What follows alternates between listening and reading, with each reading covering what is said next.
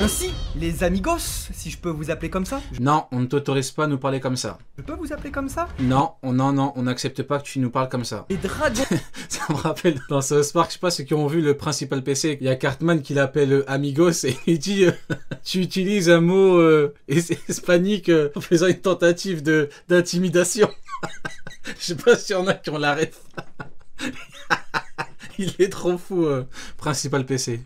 Céleste chevalier. Capiche, ouais, c'est ça. Capiche. Capiche. Et divin se déclarent officiellement Yaman Général Capiche. comme les antagonistes d'Elbaf. Ça y est, ce sont eux qui foutent le sbeul. Et petit à petit, on verra Yaman Général venu pour aller les fracasser. Parce que oui, il a un compte à régler avec eux. Mais du coup, on se dit forcément que les Mugiwara vont avoir un rôle à jouer là-dedans. Ouais. Et si on parle de matérialiser la peur de quelqu'un, impossible de ne pas penser à Usopp. Aïe aïe aïe aïe aïe aïe aïe aïe. Franchement, je vous jure, hein, si encore une fois, il s'en sort encore en ayant uniquement de la chance et si c'est pas dû à autre chose qu'un coup de bol extraordinaire. C'est bon au bout d'un moment, c'est bon. Qui nous avait déjà... À bout d'un moment, si ton rêve c'est pas devenir un grand guerrier, tu nous le dis, puis on n'aura pas d'attente. Le seul truc c'est que je me base sur l'histoire du perso, il dit je vais être un grand guerrier, bah c'est pas comme ça que ça marche en fait. Au bout d'un moment, il faut que tu assumes tes responsabilités quoi. Si t'as encore une fois, tu fous rien, t'as peur, tu paniques, tu te chies dessus, tu te pisses dessus et que t'as de la chance parce qu'en fait ta plus grande peur c'est un truc qui va aider les gens, oh ça y est, Usopp, ça y est. Quelque chose de similaire, une sorte d'unité. Comment ça va NBA Greg Freak? Comment ça va mon frérot? Comment ça va la famille? Ça va très bien et toi? Chapitre 2 fois on se régale, totalement d'accord avec toi mon frérot. Ah, je me suis régalé, merci mon frérot. Du démon de Perona sur Thriller Bark, rappelez-vous, il était tellement dépressif que les Hollow de Perona... Mais du coup c'est Oda qui gère mal le perso selon toi. Bah, en fait c'est le même sujet qu'avec Kizaru. Le sujet avec Kizaru, quand je disais que Kizaru était un perso de merde, on me demandait si Oda gérait mal le perso. Non, Oda a écrit le perso pour que ce perso soit un perso de merde. C'est ça la nuance. Pour que humainement, cet homme, enfin, il y a une petite nuance. Humainement, le perso est une merde, mais ça fait pas forcément de lui un mauvais perso. C'est pas parce que le perso est une merde qui fait n'importe quoi que c'est un mauvais perso, parce que Oda a créé ce perso pour en arriver à cette conclusion. Si t'as que des persos qui font des masterclass, bah non, il faut un petit peu plus de diversité. Donc Usopp, c'est un peu la mère de l'équipage, c'est tout, c'est comme ça. C'est la mère de l'équipage, c'est le mec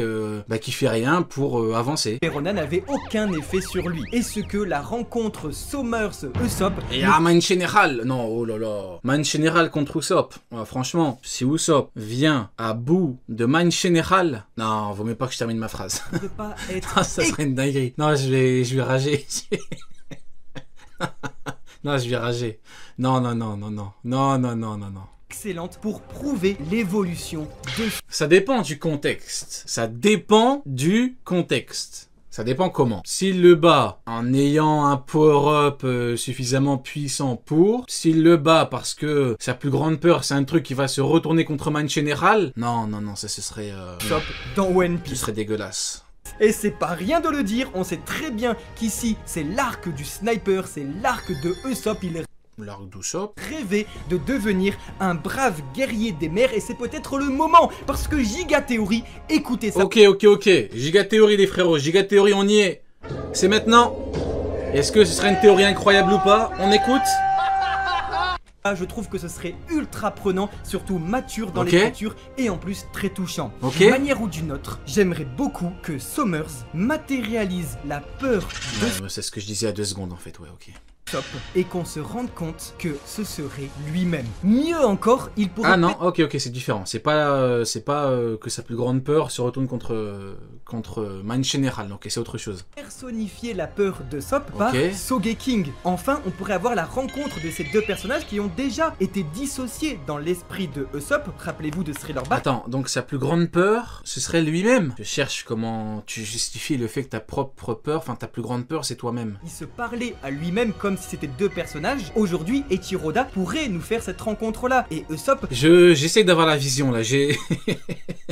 J'essaie d'avoir la vision. Le mec, il faudrait qu'il ait peur de lui-même. Peur de lui. devrait combattre Sogeking, celui qui convoque lorsqu'il a peur. Parce qu'il dirait maintenant, je n'ai plus besoin de toi, ce serait banger pour Usopp. Je trouve pas meilleure idée, je vous jure, Oda, fais-le, ce serait tellement beau. On sait très bien que Usopp, il a peur de quoi? Il a peur de tout, il a peur de la maladie, il a peur des autres, il a peur du monde, il a peur du voyage, il a peur des îles, il a peur de tous les pouvoirs qui existent dans ce monde. Usopp, c'est un lâche, Usopp, c'est un peureux. Mais paradoxalement, ça fait de lui le Mugiwara le plus courageux Le plus humain. Ah, dommage, il a pas dit humain. Ah, putain, je suis dégoûté. de l'équipage. Parce que c'est lui Dommage. qui affronte ses peurs. J'ai cru qu'il allait dire ça fait de lui le Mugiwara le plus humain. Mais non, malheureusement, non, c'est autre chose. Ça fait de lui le plus courageux. Et là, ce serait, je trouve, tellement beau que Eiichiro Oda personnifie la peur de Usopp par Usopp lui-même. La plus grande peur de Usopp, c'est de ne pas être assez fort pour ses compagnons, de les abandonner, d'être lâche. Et imaginez, du coup... Sa plus grande peur, c'est d'être lâche. Mais il est lâche tout le temps, c'est ça le problème. Putain, mais c'est le peur ultime, le frérot. Il vit tout le temps avec sa peur, quoi. Il essaie jamais de la surmonter. Genre, c'est quoi ce mec? Bah, putain. Du coup, pour trouver la mécanique enfin à... C'est vraiment une merde. Excusez-moi. Excusez-moi, mais c'est vraiment une merde ce mec. Mais tu vis depuis toutes ces années que t'as peur comme ça, t'essayes même pas d'avancer, genre... Putain. Usopp, pour montrer explicitement qu'il combat sa peur et qu'il devient Ok. un brave guerrier des mers sur l'île même des géants, ce serait qu'il s'affronte lui-même. Une Il va s'affronter lui-même. véritable introspection au personnage qui permettrait indirectement sa plus grande et belle évolution, et du coup devenant totalement immunisé au pouvoir de Summers. Usopp, pour la première fois de One Piece, n'aurait plus peur. Il serait devenu un brave et fier guerrier des mers. Mais ce serait hilarant aussi que, en convoquant sa peur, Ok, bon bah écoutez... Ok. on constate que la peur de Sop est peur. Et que la peur de Sop commence à tailler son meilleur sprint De pour... toute façon, non, bah non, ouais, en fait c'est ça le problème. Ouais, moi je pars du principe que le mec, quoi qu'il arrive, un jour, s'il veut devenir un grand guerrier, il faut qu'il surpasse ça. Maintenant, si c'est contre ce Mind General Summers, pourquoi pas? Pourquoi pas? Ouais, ça dépend, ça dépend. Dans ces conditions-là, je trouverais ça un petit peu... il va s'affronter lui-même. Après, reste à voir le... En fait, reste à voir le niveau du cauchemar, en fait. Parce que c'est vrai que... Prends par exemple... Parce que du coup, il part du principe que il va affronter quelqu'un de fort en s'affrontant lui-même, enfin par rapport à lui. Mais c'est-à-dire que l'enfant qui a peur de Nika, il est aussi fort que Nika, il est très fort. Parce que si c'est juste, ta plus grande peur c'est toi-même, est-ce qu'on dirait masterclass c'est parce que t'as envoyé une technique sur toi-même en nombre bah, de mon point de vue, pour l'évolution d'Usopp, ce serait quand même mieux bah, que ça passe par une victoire contre un combattant, un vrai. Mais bon, pourquoi pas, hein. avoir peur et que Sop lui court après un beau callback avec son premier combat contre Smack à Arlong Park où justement il se ferait courir après et cette fois il se fait toujours courir après mais c'est lui-même qui lui court après. Cependant il y a un hic, on voit peut-être qu'ici il aurait besoin d'être endormi pour pouvoir matérialiser sa peur et du coup l'affronter serait compliqué. C'est pourquoi on penserait et ce serait génial qu'on retrouverait un combat comme à Alabasta en duo avec Chopper où ce serait du 2v2, ça manque cruellement et c'était vraiment génial. Parce que Chopper dit qu'il va aller les traiter. Je pense qu'il voulait dire que quand Usopp se regarde dans la glace, il a peur. Comment ça, il a peur quand il se regarde dans la glace? Excusez-moi, j'arrête de le juger. Directement. J'arrête, c'est bon, j'arrête. Alors peut-être qu'il va trouver une façon Arrêtez, c'est pas bien. de faire en sorte qu'on n'ait plus à s'endormir et que du coup Gillingan devient inoffensif. Et en faisant cela, ce serait un très beau duo permettant de réveiller Usopp, de se réveiller soi-même et de... Il est effrayé par la longueur de son nez ou quoi, frérot? Comment ça? Comment ça, il se regarde? Genre, il se lève le matin, il va dans la salle de bain, il se tourne, il voit le miroir. Oh oui, il sursaute. Non, frérot, non. Non, c'est une dinguerie. Tu imagines, t'as peur de ton propre reflet. Ah, c'est une dinguerie. leur adversaire correspondant. Si on aurait donc les adversaires de Gillingan et Summers avec Chopper et Usopp, on pourrait avoir pour Gunko Zoro. Il Alors crie devant le miroir. c'est juste pour la blague absurde, mais comme on voit que les flèches montrent la direction, elles montrent où aller, parce que elles contrôlent apparemment les Son téléphone qui se met en veille, il sursaute. Oh putain de merde, j'ai peur, je suis effrayé. gens avec des flèches, ce serait trop intéressant que Zoro il aille à l'opposé et que ça marche pas avec lui parce qu'il a pas le sens de l'orientation et que quand on lui dit d'aller à droite il va à gauche. Vous savez, c'est la blague absurde de Zoro qui se retrouve dans une jungle lorsqu'il est dans un désert. Ce serait ultra intéressant que Zoro rencontre Gunko et que ça ne fonctionne absolument pas sur lui, comme par exemple la foudre ne fonctionne absolument pas sur Luffy pour Loki. Mais du coup, ça veut dire que Zoro va éclater Gunko. Ce qui a un intérêt, de base, je pars du principe que Zoro fume Gunko, mais alors si en plus il est immunisé, ça va être compliqué. Ça va être compliqué pour Gunko. Mais bon, après en vrai on connaît pas les niveaux des chevaliers divins. Et en parlant de Gunko, elle a l'honneur de terminer le chapitre en annonçant sa plus grande peur, celle de Nika. Alors il n'est pas étonnant que cette peur viendrait en réalité de Imu Nerona, et que comme nous théorisons que Gunko est en réalité sa servante qui apparaît pour la première fois à sa rêverie et à chaque apparition. Ah, je suis passé à côté de la théorie. Gunko serait la servante de Im. Gunko serait le personnage le plus proche d'Imu, le seul chevalier divin qui était au final présent lors de l'exécution du roi Cobra. Ce serait elle qui, avec son pouvoir de flèche, l'aurait transpercé et l'aurait... Ah d'accord, ok, donc ce serait pas Im qui aurait planté Cobra. Ce serait Gunko qui... Donc ce serait Gunko qui se planque... qui était planqué derrière le trône, qui a planté Cobra. Ok.